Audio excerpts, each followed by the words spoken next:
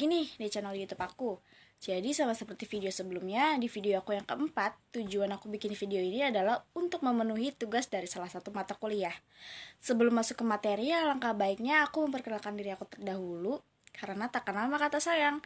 Oleh karena itu, perkenalkan, nama aku Priscilia Maharani Epang. Kalian bisa manggil saya Prisil. Saya berasal dari kota Cirebon yang sedang menempuh pendidikan di Universitas Swadaya Gunung Jati, dan saya berasal dari Prodi Manajemen.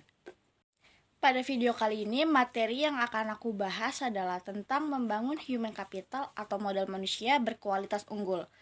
Langsung aja aku bahas di video ini, simak sampai habis ya. Materi yang pertama yang akan aku bahas adalah human capital dan manajemen. Di materi ini ada 7 hal yang akan aku bahas. Yang pertama ada SDM. Nah, sejarah peradaban manusia membuktikan bahwa manusia mampu menciptakan jauh lebih banyak informasi dari yang diserap oleh manusia itu sendiri dan dapat mempercepat perubahan jauh lebih cepat dari manusia yang mengikutinya. Manusia seperti ini adalah manusia yang memiliki keterampilan, kompetensi dan pengetahuan yang diperolehnya melalui pengalaman belajar. Yang kedua, ada SDM unggul. Nah, jika suatu bangsa ingin maju dan sejahtera, maka bangsa itu memprioritaskan investasi pembangunan SDM untuk mencapai tingkat nilai yang tinggi dan tersedianya SDM unggul. Penekanan nilai ini membantu manusia lebih kreatif, produktif, dan mampu menyelesaikan masalah yang dihadapi dan bekerja keras dengan komitmen dan dedikasi tinggi didukung dengan integritas tinggi. Ketiga, ada investasi pendidikan untuk SDM.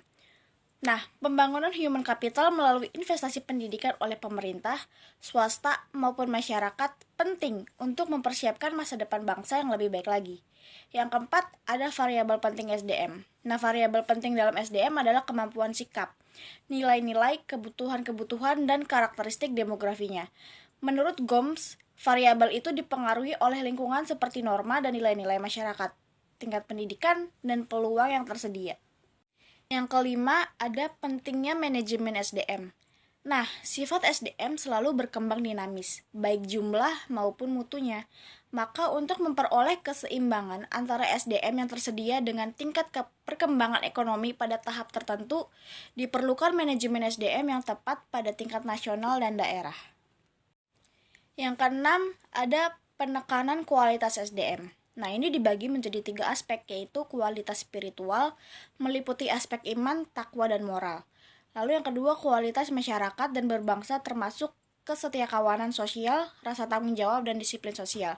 Ketiga, kualitas kekarya yang meliputi faktor pribadi, yaitu kecerdasan, pengetahuan, keterampilan, dan mandiri. 2. Faktor lingkungan dalam organisasi seperti situasi kerja dan kepemimpinan.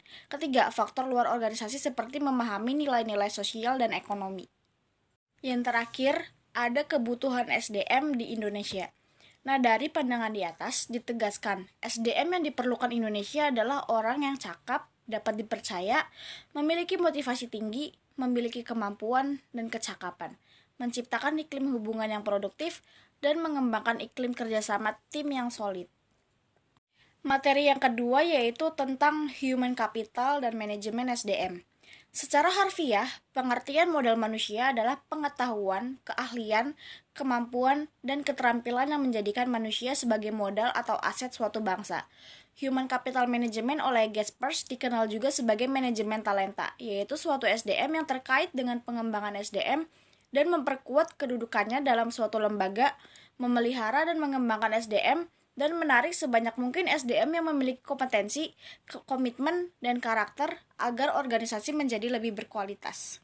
Dalam menyiapkan SDM yang berkualitas, manajer dalam seluruh hierarki organisasi bertindak sebagai perencana, pengorganisasi, pengarah, pemotivasi, dan pengendali.